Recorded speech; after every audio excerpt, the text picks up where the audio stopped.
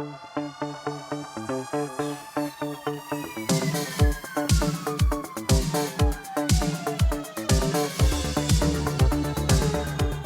up, everyone? This is the Next Tape Podcast, episode 18, with Mikel and Tanyka. where we have conversations on different topics. Tanyka, how you doing? Well, my week has been interesting.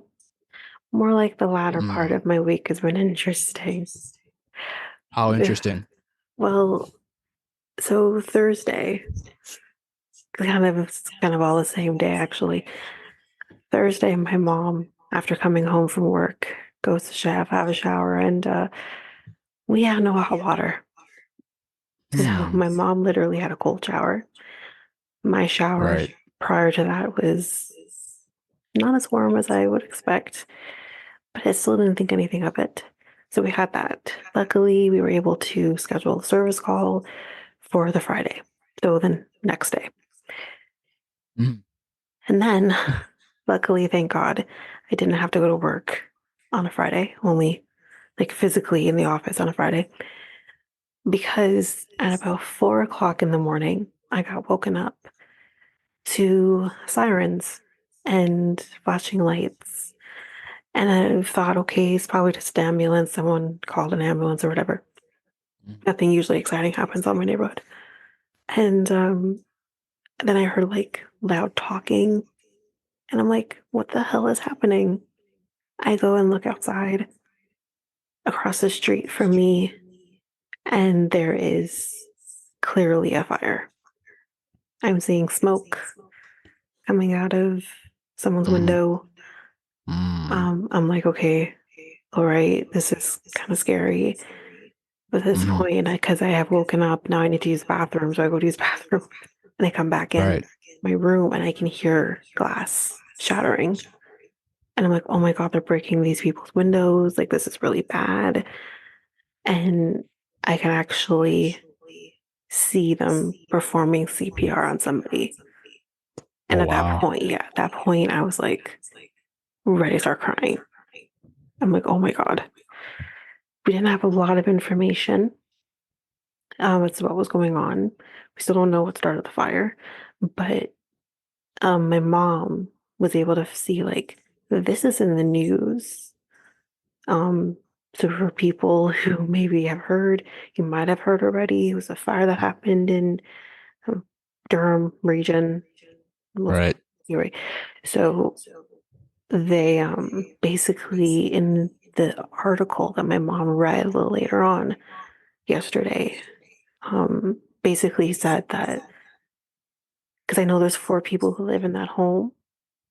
It's a mother, her significant other of some sort, I think like a boyfriend or maybe a husband, her daughter, who's maybe around my brother's age, like mid to mid 20s ish, Right. and that daughter's child. And the child was thrown out the window to safety, I guess. And luckily, That's good news. yes, the child escaped this fire with minor injuries. They luckily were able to catch the child. I think she was 2 or 3, and the mother slash grandmother decided to jump from the window to, I'm assuming, hard grass in the backyard. Yeah. Right. Wow. And she's had more critical injuries, but apparently she's stable. And the person for whom I saw them performing CPR on was her significant other, who is actually in life-threatening conditions. And I'm like, oh my God. And it's been a lot. We've had media outside our house. And there's caution tape around the house right now, and it's insane. So it's been an insane couple of days. That's wow. Yeah, like we had like like 3 or 4 fire trucks outside the house, 2 police cars outside the house, provincial fire investigators outside the house. The whole place was blocked off. Like barely anyone could really go through, I could imagine. But like these vehicles, there were so many of them, were there from about 4 o'clock in the morning until about 4:30, 5 o'clock in the afternoon. So they were there for like 12 hours doing this investigation, figuring out, I guess, what started the fire, which can take time. Wow. So it's been interesting. Yeah, that's sad. Yeah. How are you? I'm good. I'm all right. Yeah, Just listening to that, it's just hopefully the family can, safely recover, hopefully. um, and um, um, oh, I'm just lost of words right now. So, The thing that's crazy um, that makes us really yeah, think is like yeah, why he was at the front of the yeah, house and why yeah, the and others were at the back. We don't really know what was going on there.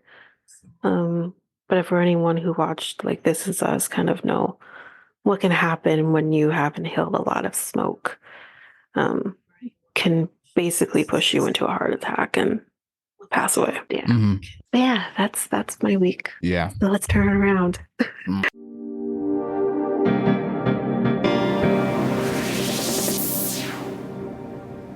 So it's Black History Month, Tanyka. So what are we doing for Black History Month? So for Black History Month, we're doing a whole month on focusing on Black people.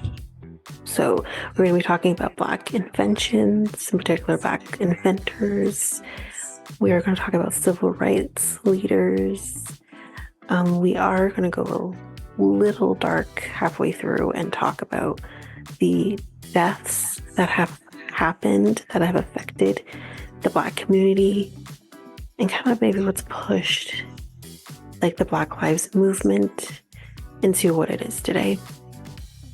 We're also going to talk about Black people in arts.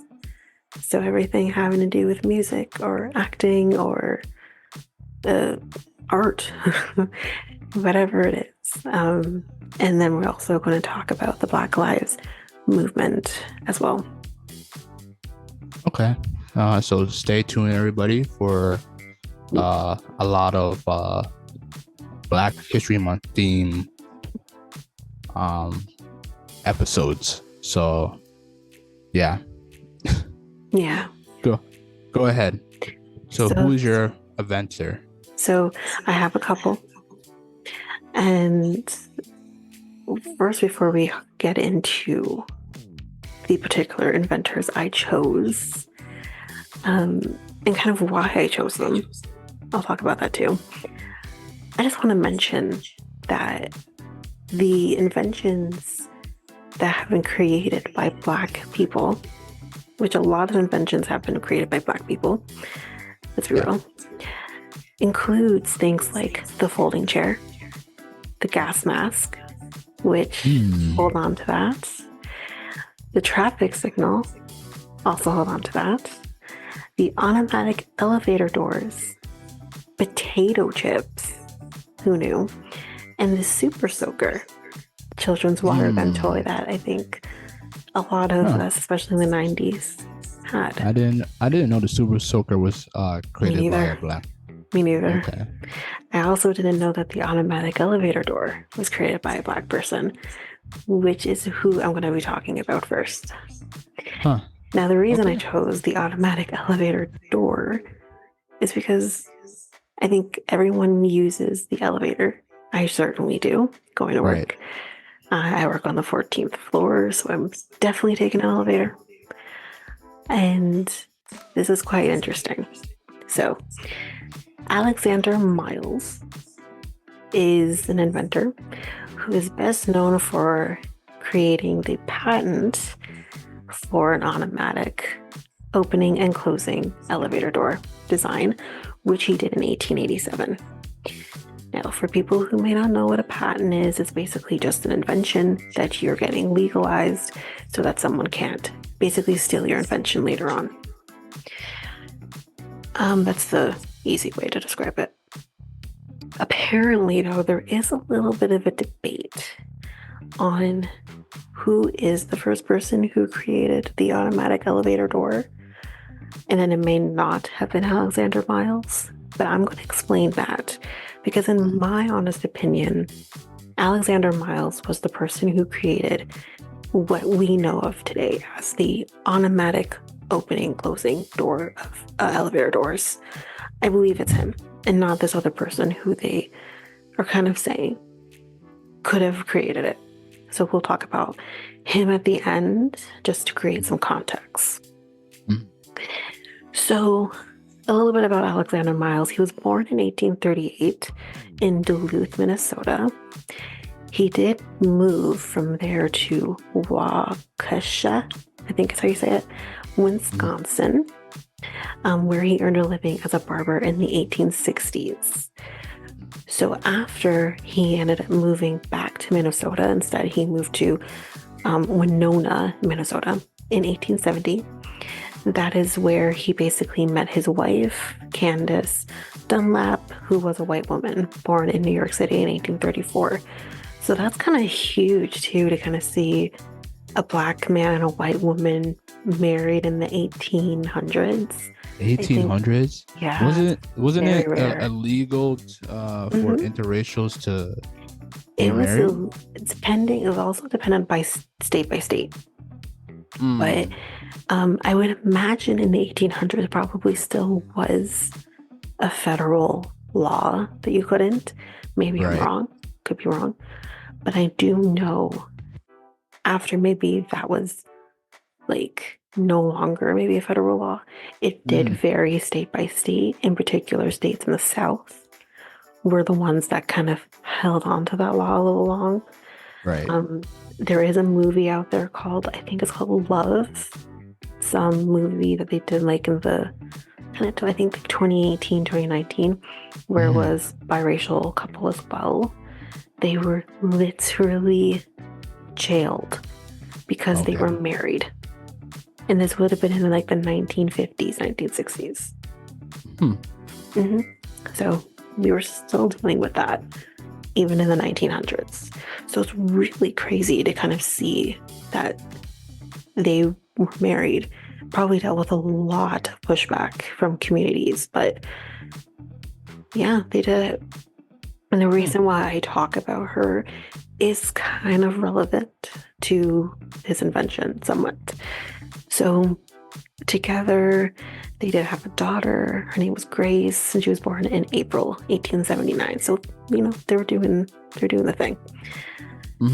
So they did eventually move back to his hometown of Duluth, where he operated a barber shop in a 4-story St. Louis hotel. And he also purchased a real estate office. His wife was a dressmaker, I think in the same building. So Miles became the first Black member of the Duluth Chamber of Commerce. That's kind of cool. And then in 1884, he built a 3-story brownstone building at 19 West Superior Street in Duluth. This is where the invention's going to come in. So this area that he built this building at became known as the Miles Block. So it named it after him. And it was at that time that he was inspired to work on elevator door mechanisms. Right. So while riding in an elevator with his young daughter, Alexander Miles saw the risk that was associated with an elevator shaft door carelessly left ajar. Now, I don't know if he just envisioned this isn't safe or if something happened. It's not clear. But he said that this led him to... Learn how to live free from pain with LifeWave. Call 1-888-800-9369 now. Migraines gone in minutes. Leg pain gone. Back pain vanished. Call 1-888 800 9369 and speak with Fierce Manson now. Draft is designed automatically opening and closing elevator doors, and he applied for the patent to do so. When the elevator, this was what he envisioned, when the elevator would arrive or depart from any given floor, the doors would move automatically. Now, if, we kind of have the knowledge of back in the day, this was not the case. You would actually have to manually open and close the doors of both the shaft and the elevator itself. And that can create some risk. So either this closing manually of the doors would have to be done either by the passenger in the elevator, or could also be done by an actual operator of the elevator, if there was one even there to do so. So what he ended up doing was that he attached a flexible belt to the elevator cage, and when the belt came into contact with drums positioned along the elevator shaft, just above and below the floors, it allowed the elevator shaft doors to operate at the appropriate times. The elevator doors themselves would automatically, go through a series of levers and rollers, and it would close the doors and open the doors without you as a passenger having to do it yourself, which is crazy. So before working on elevator engineering, Miles experimented with the creation of hair products. I think this is also important as Black people. This is important to talk about as well. The influence of his elevator patent is also still seen in modern designs, obviously, since the automatic opening and closing of elevator and elevator shaft doors is a standard feature. So not only would he do that, but he also made it real easy for some of us to have Black people to have hair products, which is very interesting because this is actually the hair product aspect of it is something that comes up again with my other inventor, which is a little different. Have they ever worked together? Oh no. Different generations. This guy would have been long dead. Maybe not long dead, but he would have been probably either very old or deceased at the time that the other guy was even born. I think the other guy died in 1960, but we'll talk about that when we get to him. But so by 1900, Alexander, Candace, his wife, and Grace ended up moving to Chicago. And in Chicago, Alexander created an insurance agency with the goal of eliminating discriminatory treatment of Black people. In his own words, Miles stated that insurance companies, quote, persist in holding out discriminative rates to these colored people. So in 1900, it was believed that Alexander Miles was the wealthiest colored man in the Northwest. Alexander Miles died sometime after 1905, and he was inducted into the National Inventors Hall of Fame in 2007. Nice. So like I said, I did want to talk very briefly about the other person who they kind of said, well, wait a minute, he kind of created the automatic elevator doors first, not Alexander Miles. Well, here's the difference. So the person that they were talking about, his name is John W. Meeker, and he invented the first ever automatic elevator door system. However, you still had to be manually opened. So technically, the patent that Alexander Miles created, you didn't have to do any of that. You didn't have to manually open or close anything. It was all automatic, the opening and the closing of the elevator doors. Whereas this guy, they might close on their own, but you still had to manually open them on your own. So that's the difference between the two inventors. That's pretty cool. Yeah. So that's my first inventor. Okay. So it is my turn, guys. Yes. So, you know me, guys. I like playing video games, even though I'm a part-time gamer. I still love playing video games. So this person or this black man has something to do with video games. His name is Jerry Lawson, but if you go by his full name, his name is Gerald Anderson Lawson. So, who is Jerry Lawson? Jerry Lawson is pioneered home video gaming in the 1970s by helping create the Fairchild Channel F. So, if you guys don't know what the Fairchild Channel F, it's similar to like what the Atari was like, right? It's pretty much similar. Do you know what the Atari was like, Tanyka? No, I don't think you never I seen do. the Atari? Wait, Never is seen that it? this? Is that the anime thing that you like? Oh no, think I've it's a seen. gaming console. Then I don't know. Yeah, it's a gaming console. Then I don't know. I think, oh my god, a long time ago. It's made. If I'm wrong, I'm sorry, guys. I don't remember when the Atari was made. Between, I believe, in the 70s. I would say in the 80s. I would say. And, So it's kind of like the very first console, but like no longer in distribution, kind of. Yeah. Okay. Yeah. But this console wasn't like in competition with it. But I'll tell the story. So this was the first home video game system with interchangeable games. A New York native, Lawson is one of the few African American engineers who worked in computing at the dawn of video game era.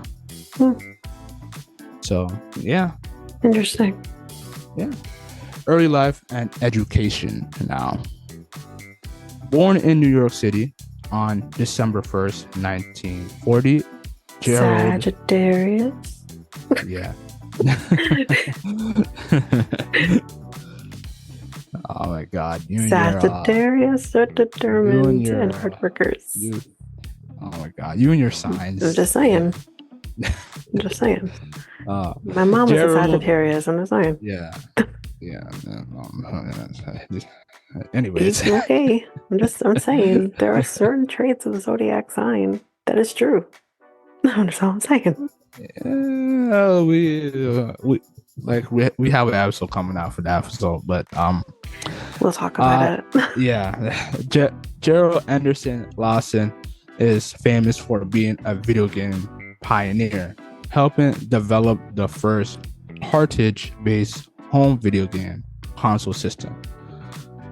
Lawson's father was a longshoreman, if I said that right. Did I say that wrong? Longshoreman? I'm assuming. Yeah. And his mother worked for New York City and had one brother, Mikel. Inspired as a child by the work of George Washington Carver. No, I don't think it's George so not the Washington. President. Not the president at all. I'm gonna try not to break into song. Continue. Lawson dabbled in electronics growing up, repairing television to make a little money before enrolling at Queens College. Okay. A part of the University of New York, his interests in computers led him into the 1970s Silicon Valley Homebrew Computer Club, of which he has only black member at the time. While the club, he crossed paths with Steve Jobs and, oh my god, no way. Yeah, Steve Wozniak. can't. If I Wozniak. said that, Isn't is it? he a part of Apple as well? I think so. I think he's part Yeah. of Apple. Yeah. Wozniak, I think is what Yeah, you're trying yeah. to say. Yeah.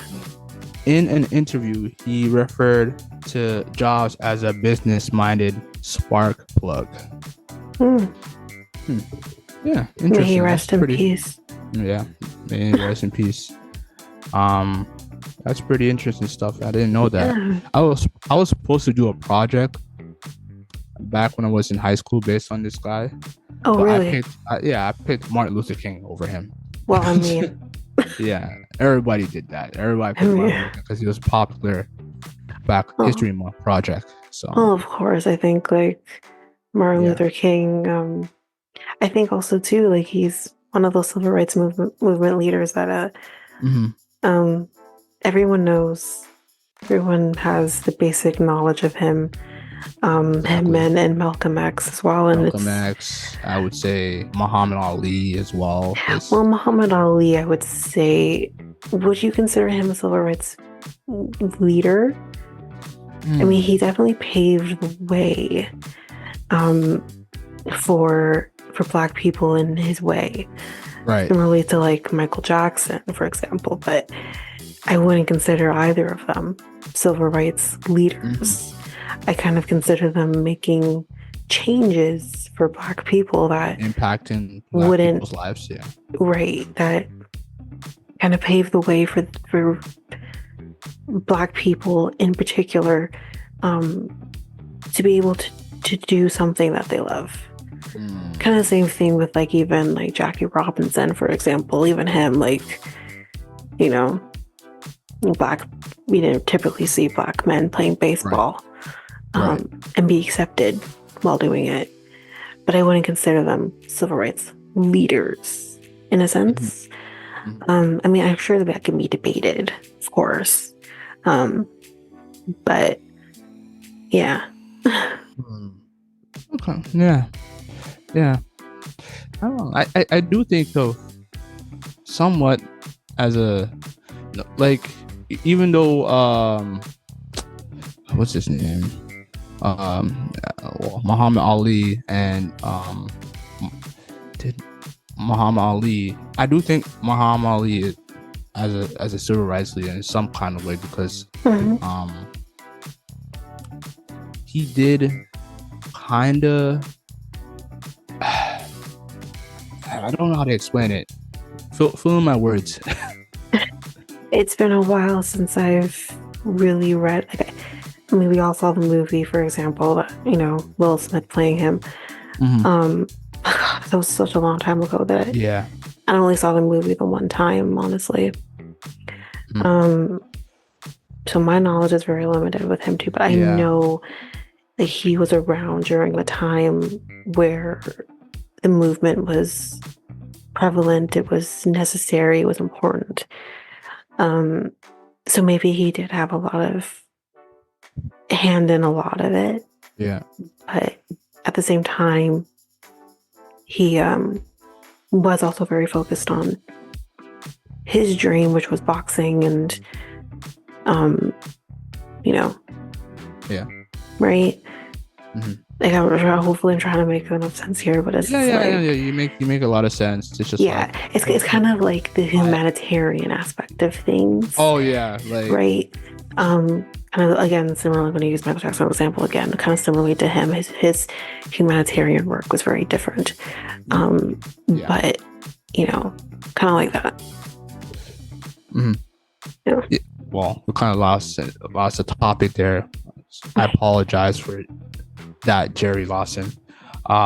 So basically, where we just going back, let me just like read my notes here. So in the mid 1970s, Lawson helped create the Fairchild. We established that it's like similar to Atari. If you go look at the pictures, it's just like, you know, but yeah. The home entertainment machine that was produced in the 1976 by Fairchild Semiconductor, where he worked as a director of the engineer and marketing only years earlier, Mike, oh my God, these names, Mike Markella, co-founder of Apple Computers, headed marketing for the company through basic by today's standards. Lawson's work allowed people to play variety of games in their homes and paved the way for systems such as the Atari 2600, Nintendo, Xbox, and PlayStation. One of the few black entrepreneurs, one of the few black engineers in this industry, Lawson later said that colleagues were often surprised to find out that he was African American. Obviously, industry in the video game industry is dominated by non-white people of color. Non-white people. So, So you can imagine that, he stood out. In around the 1970s, there wasn't a lot of black or colored people right in that department or that field. Right. Going back now, let me just see where I lost myself. People look at him at total shock as well, particularly if they hear my voice, because they think that all black people have a voice that sounds a certain way, quote unquote black. Yes. Yeah. I mean, that's not true, because you even have white people who sound quote unquote black. What's that singer's name? Shit. My mom's gonna be real mad at me if I can't remember his name. I'm gonna search it up because it's gonna bug me. But there is a singer, Mikel something, and he sounds black, but he's as white as ever. Yeah, the whole black voice, or if you're black, why do you sound white? I don't understand that. Well, right? I get that too, because it's in a different way. It's kind of if obviously I haven't really quote unquote dated or talked to men new or whatever, being in a relationship now, but there were men all through high school or college or whatever that would kind of say, oh, where are you from? And I'm like, well, my family's from Jamaica. And they look at me and think you're not dark enough, or why does your hair look like that? Because they picture crazy. Jamaican people should have nappy hair, and it's first of all, I'm what they considered coolie, which is Indian mix in there, which makes my hair texture the way it is. I don't need to explain that. That's just that's how it is. And then in terms of why I look quote unquote too light to be Jamaican, because again, if you were to see me, I'm lighter skinned and whatever. Right. It's because on my mom's father's side of the family, there is Caucasians on that side. We have Jewish people actually on my side of the family. We are mixed breed in my family, especially on my mom's side. My mom, you look at my mom, you look at my uncle, you look at my grandpa, you would think they were white because they look white. You've met my mom. You've met my mom. Yeah, I think I've seen a picture of them. Yeah, they look white. But we are not white. We are black. But that's what I mean. It's but again, that type of thinking, it's okay, but there are Asians that are Asian Jamaicans. There are white Jamaicans. So for you to come and kind of say, oh, how are you Jamaican? You're not dark enough. That is ridiculous. It's crazy. It baffles my mind, the amount of people who sound so ignorant about what they think a Jamaican person should look like, or black people in general should look or sound like. Yeah, so that's crazy that even at this time Yeah. people were just I saying mean, that. that was just a few years ago.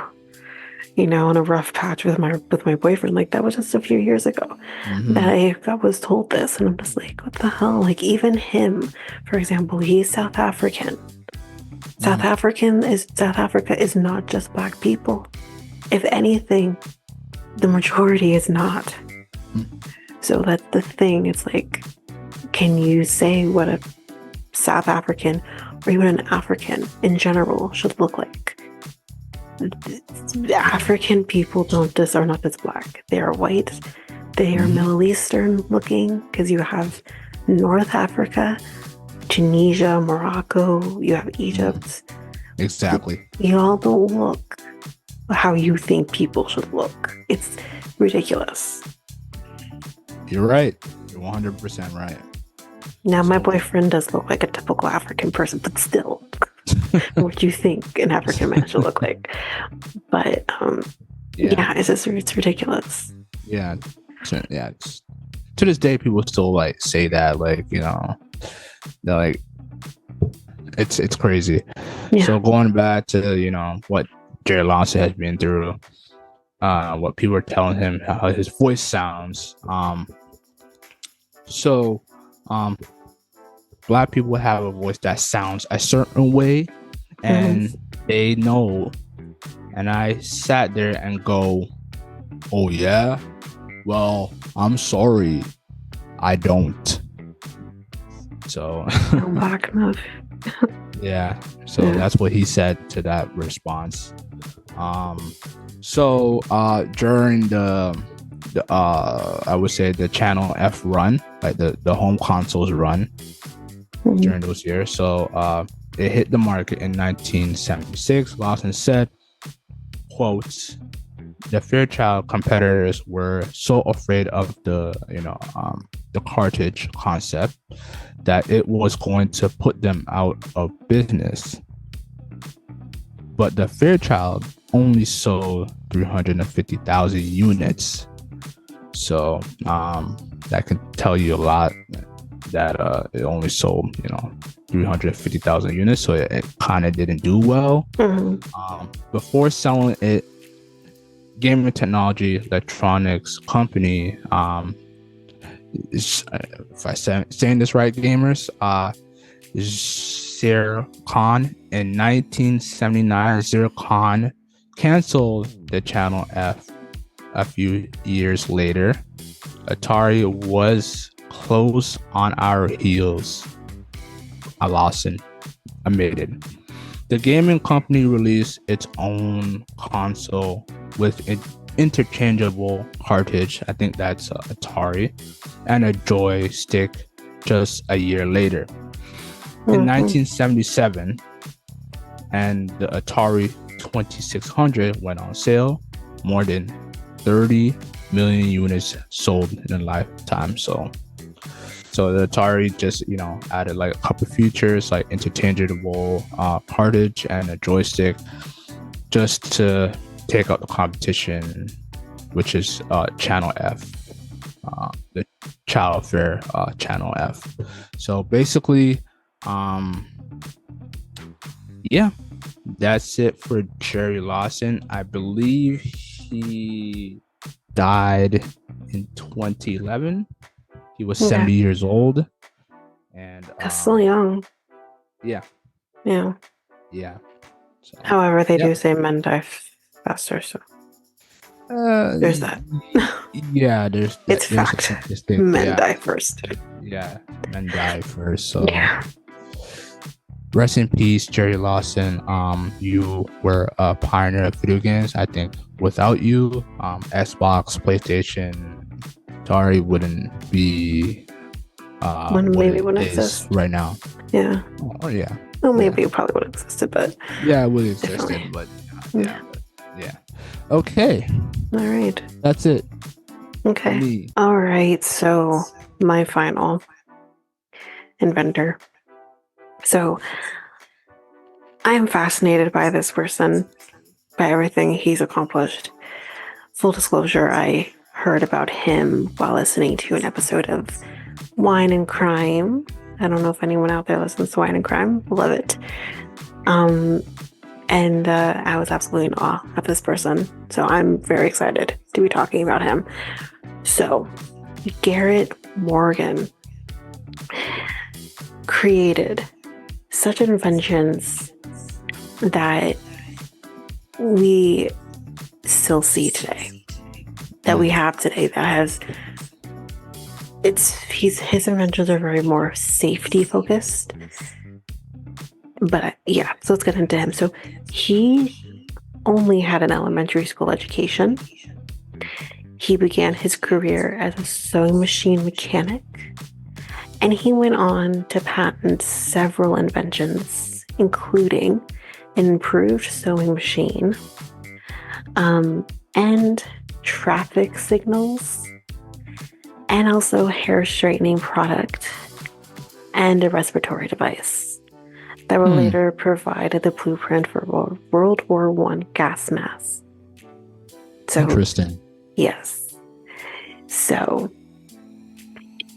born in Paris, Kentucky, on March 4th, 1877, Garrett Morgan was the seventh of 11 children.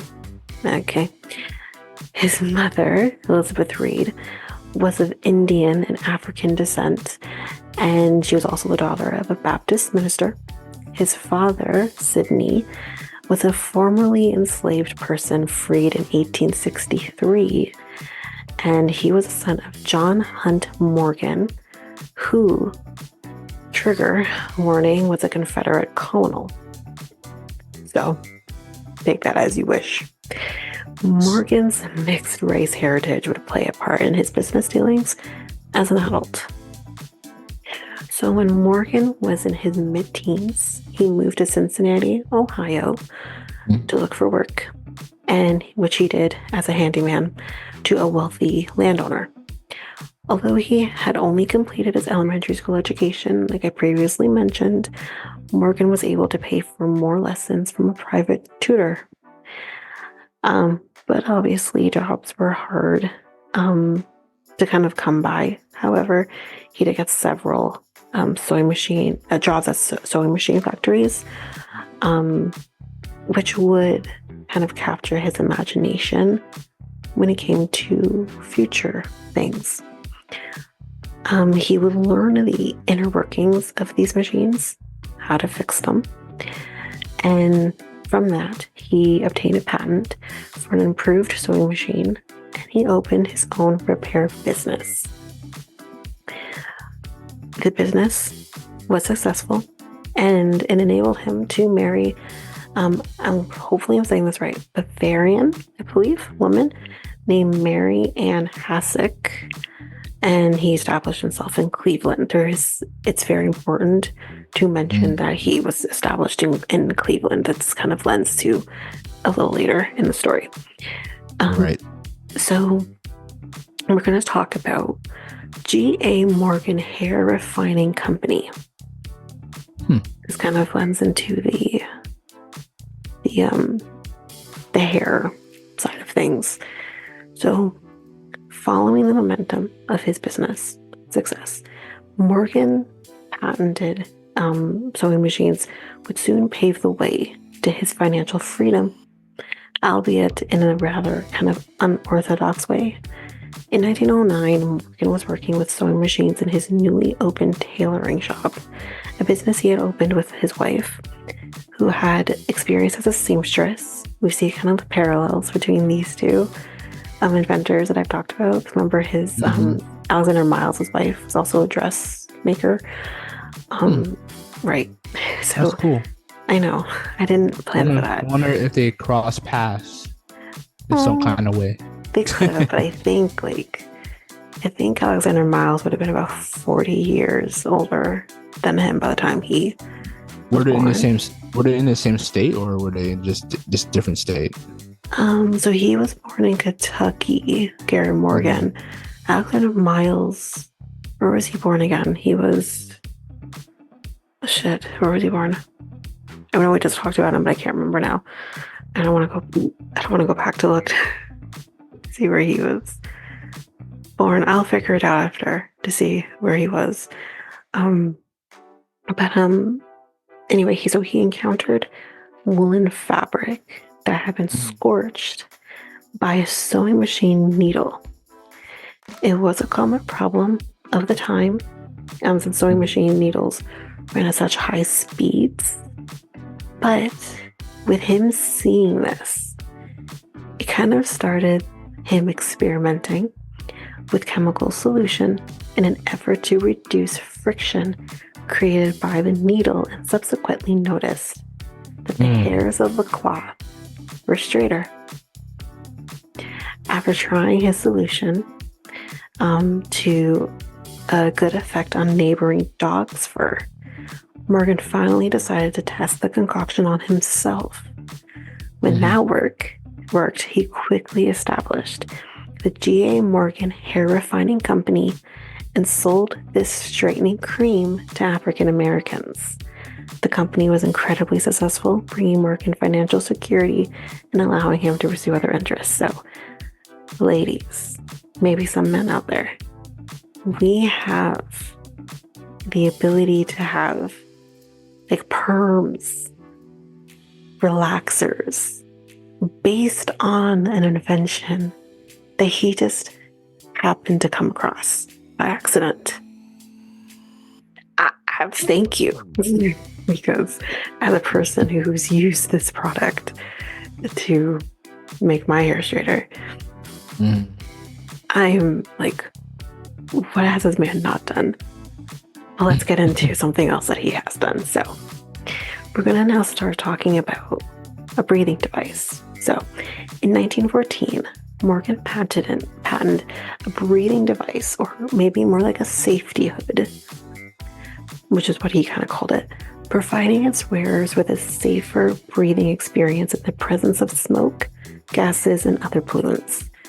Morgan worked hard to market this device, especially to fire departments, often personally demonstrating its reliability in fires. So he was actually like testing this product. There's actually, I'm going to try and find it because I did see it when listening to Wine and Crime Girls do it. There actually is a picture of him wearing this device. So I'll try and find it so we can post it to the socials. But Morgan's breathing device became the prototype and precursor for the gas mask, which was used during World War I, protecting soldiers from toxic gas used in warfare. So he potentially could have saved some lives due to his gas mask. The invention earned him the first prize at the Second International Exposition of Safety and Sanitation in New York City. So there was definitely some resistance to Morgan's device among buyers, particularly in the South. Any surprise? Where racial tension remained palpable despite advancements in African American rights. But this was, again, the early 1900s. In an effort to counteract the resistance to his products, Morgan actually decided to hire a white actor to pose as the inventor during presentations of his breathing device. Morgan would pose as the inventor's sidekick, disguised as a Native American man named Big Chief Mason, wearing the hood, which was probably one of the pictures that were taken. Interesting. And he would enter areas otherwise unsafe for breathing. The tactic was successful, and sales of the device just skyrocketed at that point. So, we're now going to start talking, which was kind of the more main focus of the Wine and Crime podcast, was this particular event, which was the Cleveland tunnel explosion. So in 1916, the city of Cleveland was drilling a new tunnel under Lake Erie for a fresh water supply. Workers hit a pocket of natural gas, which resulted in a huge explosion and trapped workers underground and missed suffocating with the fumes and the dust. When Morgan heard about this explosion, him and his brother put on breathing devices, for which he had created, made their way to the tunnel and entered as quickly as possible. The two of them together managed to save 2 lives and recovered 4 bodies before the rescue effort was shut down. So just to put this in perspective, there were bodies that were left behind.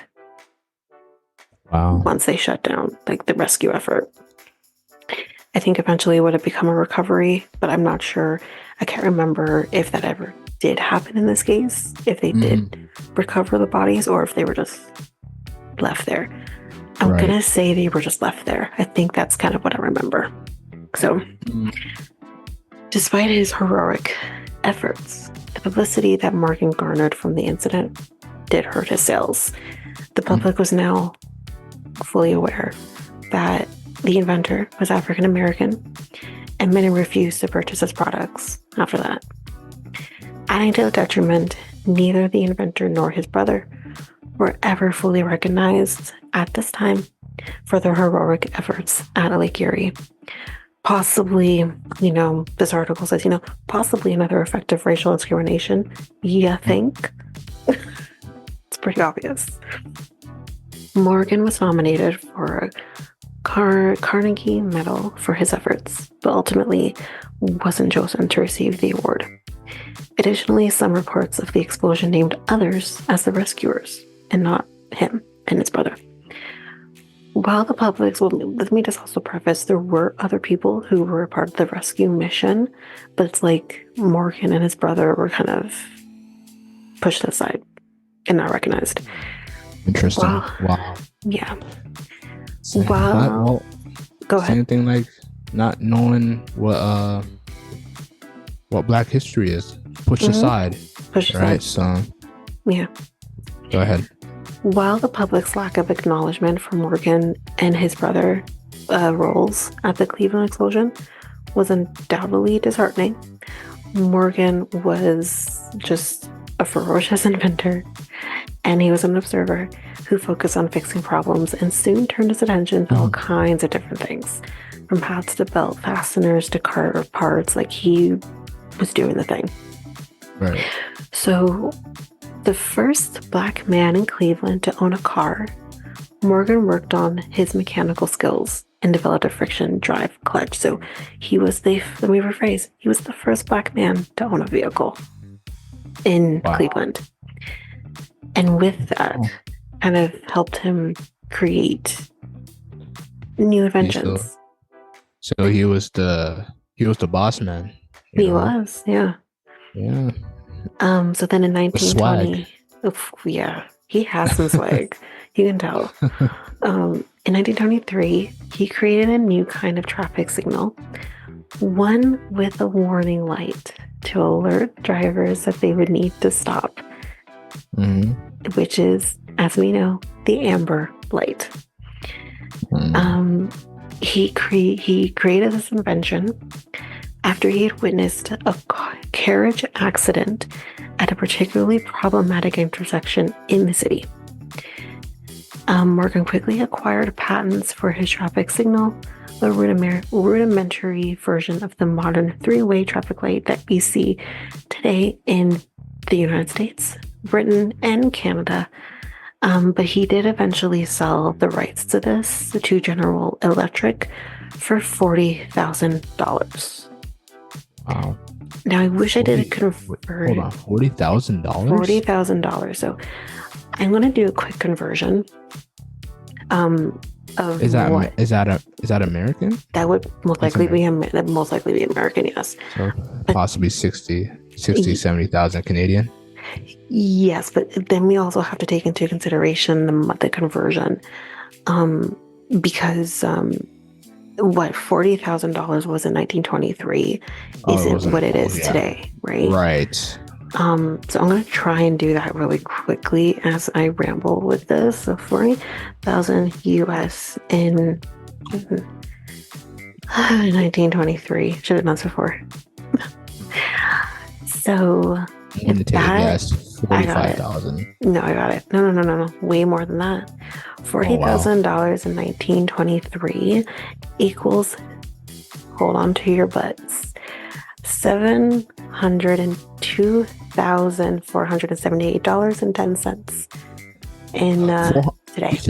You said 40,000 or 400,000. So $40,000 in 1923 is the Yes. equivalent of $702,478 Today. in today's money.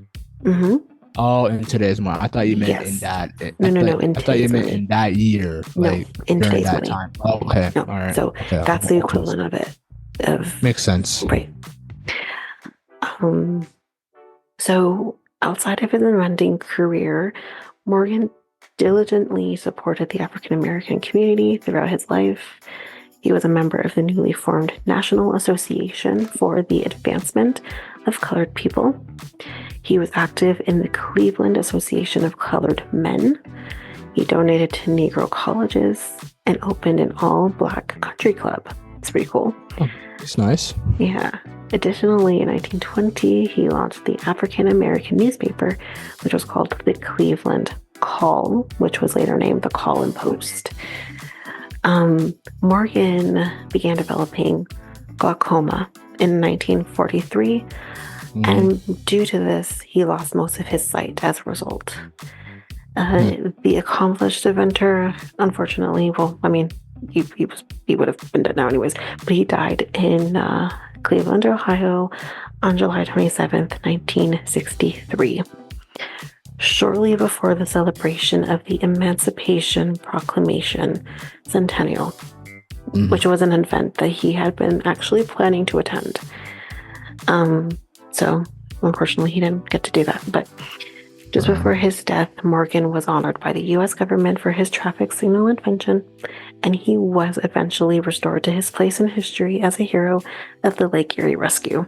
So he did eventually get recognition for Nice. that. Yes. That's good. Morgan improved and saved countless lives worldwide, including those of firefighters, soldiers, and vehicle operators like me. Thank you. With his profound inventions, his work provided the blueprint for many important advancements that came later and continues to inspire and serve as a basis for research conducted by modern-day inventors and engineers. So that is Garrett Morgan. I think he is an incredible person. I can't believe I've never heard of him before. I think I just heard about him a couple of months ago. And I'm like, oh my God, like he's done so much. He created the gas mask. He created what is kind of known as the modern day traffic signals. He's incredible. And Genius. I never heard of him before. So I have been waiting for this episode for months because I'm so excited to talk about him. I wonder what he will create in the modern world today. Then I don't know. I don't know. But interesting. Yeah. Okay. He's great. Yeah.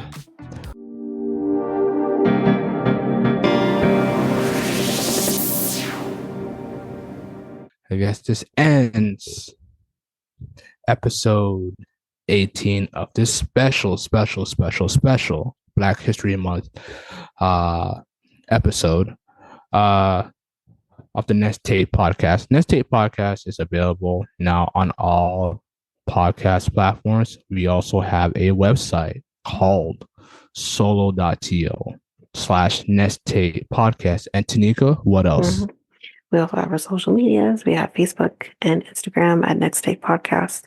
We have Twitter and TikTok at Next Take Pod. I'm pretty sure. All of the links are officially on the website now. I put them on Nice. So they're there. Yeah, just click on there. Yeah, just click on there. So, and then contact us on our email at mikeltanyka@gmail.com. So we talked about a lot about our, Black History Month inventors. So who are the inventors? Let's give the people the recap, Tanyka. Okay, so we had Alexander Miles, who created the automatic elevator doors. your person. Can't remember his name. Jerry Lawson, who's a video game engineer. Go ahead. And we also had Garrett Morgan, who created the sewing machine, gas mask, traffic light signals. Geez, so much. Yeah. Great. A lot of great inventors. Those three men are very important to our history. If you want to do more research, more in-depth research on them, if you didn't like put in full detail or or give you more information about these great inventors, go on history.org or go to your public library to do research on them and read about them because these guys are a part of our Black history, and you want to learn about them. Of course, there's a lot more inventors out there, but Yes. These guys are also important to And us. I think what we should do as well is post pictures of all three of these inventors. And I will also look for that picture of Garrett Morgan wearing the first gas mask. I think that'd be kind of cool to see on our socials. So we'll post those too. Okay. All right. Okay. So, we'll be back on next week's episode with another Black History Month special. And do you want to tell the people which episode that is, Tanyka? So the next episode that we're going to be doing is going to be the civil rights leaders, although I am taking a little bit of a pivot, tiny little pivot, because I think it's important to talk about. I'm going to have fun with that for sure. And what I'll say is, what I only thing I will say is musical. That's all I'm going to say. That's the only clue I'm giving as to who I'm talking about. So this civil rights leader has to do with music and being a leader at the same time. No. Oh, okay. He appears in a musical. That's it. That's all I'm saying. Okay. All right. Okay. That's your little snippet, guys. So, until next week's episode, I'm Mikel. And I'm Tanyka. And we are out.